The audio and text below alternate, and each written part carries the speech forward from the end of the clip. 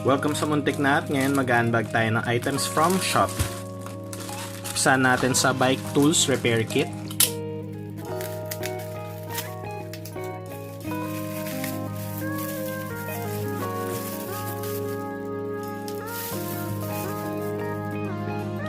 And so itong repair kit na to comes with a bag na pwede mong isabit sa upuan ng iyong bike. So meron siyang velcro straps para pwede mo rin siyang isabit sa top tube or sa batalya ng iyong bike.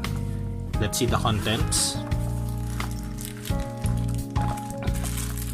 So meron kang kasamang generic na bicycle pump. Ayon sa description, pwede siya sa two types of valves, Presta or Schrader na valve ng bikes. Tapos meron ka ring generic na toolkit. Meron ka din kasamang adhesive, tapos tools para pantanggal ng interior ng iyong bike. And I think ito ang pinakamaganda sa lahat, yung toolkit. So iba-ibang size ng Allen wrenches at meron pang iba't ibang klase ng tools like socket wrenches, Phillips screwdriver at multi-tool. Overall value nito is 570 pesos. Although meron din mga mas murang mabibili, and I think pwede mo siyang bilhin individually. Pero I think okay na rin to sa price na to, at least one stop na lang and one shipping. So if you're interested in this product, the link will be provided down below. Let's proceed sa second item. Medyo related yung unang item na in-unbag natin dito, because this is a water bottle tool bag.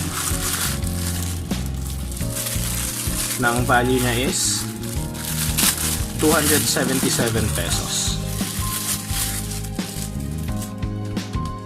Actually, I'm surprised na kasama yung bottle cage dito sa package. So ito, mukha siyang water bottle, pero ang totoo niyan, toolkit siya. And pwede mo siyang gawing replacement sa bike bag tulad nito. So imbes na nakasabit to sa upuan, pwedeng isabit mo na lang siya, ay ilagay mo yung mga tools mo dito sa loob ng bottle.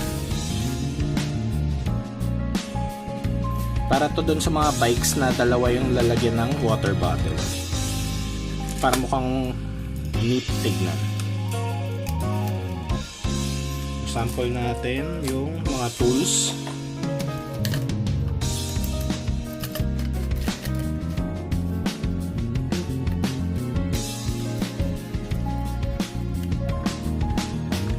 For a neater look sa iyong bike.